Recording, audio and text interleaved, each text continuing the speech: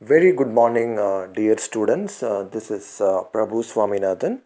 Once again, your friend and your mentor, and the chief mentor of Student Initiative Academy for Market Orientation India, soon to become a private limited company. In this audio, I will be discussing about what if I don't get placed, or what if I don't see an opportunity of getting placed in my campus. And as an engineer, what can I do about it and how I can be prepared for that situation when I come out of the campus. There may be a lot of scenarios or reasons that why as an individual, as a candidate, as a student, that why I cannot be placed, but I would not get into it at this point in time. This audio or a video is a byproduct or a trigger of a call which I got from one of the student in Andhra Pradesh who called me a couple of days back through our free counseling services. Here goes his question. He asked, I'm a third year mechanical engineering student and my father cannot afford for a higher studies. My campus doesn't support placements. What can I do about it? And his direct question was, how can I find my job? Here are 4 simple steps which I would like to share it with you. I'm sure these 4 steps would help the students of the same mindset or who are going through the same scenario or a situation to come out of the campus confidently and approach the job market. Point 1. I don't have a good academics for the past 3 years. I have 1 year left. My campus doesn't have placements. What should I do? The answer is, we can't do anything about our past 3 years, but we have the last 1 year in our hand. And in that last 1 year, we have something called project. The core project. In the last 3 years, I have been visiting a lot of campuses, precisely interviewed a lot of engineers in terms of mock interviews, and we have rated them. One thing which is a really, the good news for me is there are a lot of disruptive ideas, a lot of innovative ideas, as far as the project goes. But most of the students that whoever I have evaluated has this challenge when answering this question. What is the impact of your project? What is the cost benefit of analysis of your project? Is your project marketable? What is the ROI of your project? I hardly have any students responding to this question as confidently as it is expected to be. Students, my suggestion to you, it is not the technical competency or an innovative idea or a disruptive idea completes a project. A project is completed only when its impact is evaluated, only when it addresses a pain of the industry or the domain, only when it is marketable. I would suggest pick those areas of your industry, pick those pain points of your industry, find a solution for that. If you cannot do a cost benefit analysis, look at the value chain improvement of your project, from either it's going to save cost, whether it is going to save time, and what, and how it is going to change the current status quo. Most students don't have an answer to it. Most students are technically strong, the innovative ideas are strong, but when it comes to the marketability of the project or the feasibility of the project, I don't have an answer.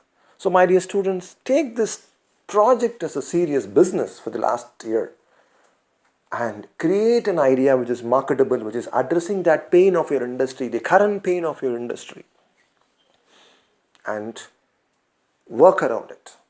That's my first suggestion. So choosing a project.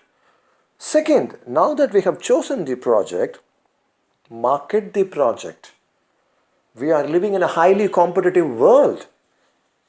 We have to be more visible, particularly in a scenario where your college doesn't have campus placements, your college doesn't have an opportunity to invite a lot of companies. Market your project. Divide the project into time zones. Phase 1, deadline completion. Phase 2, deadline completion. Phase 3, deadline completion. Today we have a lot of channels to market. The social media, the YouTube, the channels, how to create a channel and everything. If you want, talk to experts like this, like us, we will really guide you. But it is more important to market this channel. Now that I've told you to market, we have to define the target customers. Who are the target customers? Identify your top 10, top 20 companies. Find them through LinkedIn. Find the HRs, find the business unit heads through LinkedIn. Connect with them, get the email ID and ask them to subscribe to your project.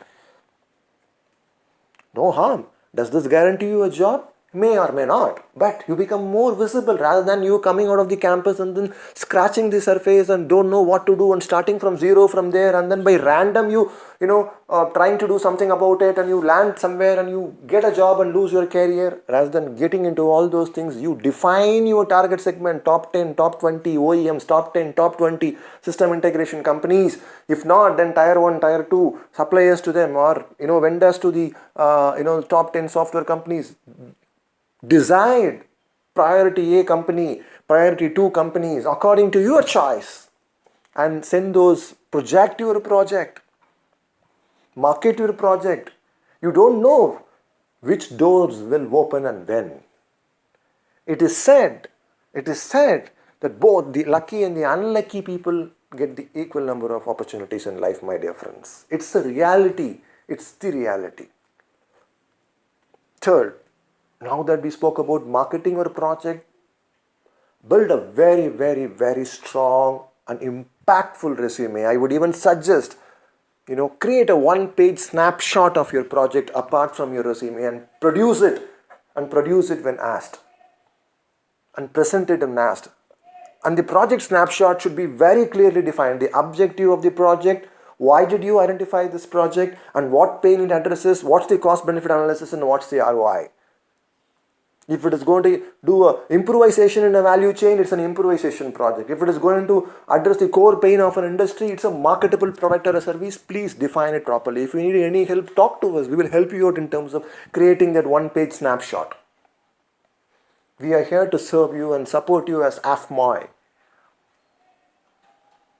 So create a one-page snapshot in terms of positioning yourself, branding yourself, and project your project apart from the resume. Fourth is, I would even say, it's a blue ocean strategy. Take a deviated path. Everybody is talking about OEMs. Everybody wants to talk about, the top 10 companies and top 20 companies. But do you know how many new companies are coming and setting up in your location, in your country, in your state? And where are they setting up? What's the route? Which location they are setting up? Is there any pockets where we can go and target? Believe me, dear friends, you wanted to be 1 in 1,000 or 1 in 10 to make an impact. Most of the people who have reached the top today in bigger companies have joined the company when the company was small. Don't forget it. If there is something to do with the brand and salary, as a fresher, I would even be bold enough to say the average differences between a fresher salary in a top 20 or 25 companies and an average salary of a fresher probably in a smaller company as an engineer. I don't see a significant difference unless it's an outlier or you are from I'm talking about a national average, and I'm talking about the common the pool I'm talking about. I'm not talking about the outliers who are extremely good and extraordinarily good. They always find a job on their own. I'm talking about the chunk who fall into this category of not able to get placed for whatever reasons, an individual or institutions or the location, whatever it is. So, find out these new zones, new companies, and approach them. Have this as a third list in your target list.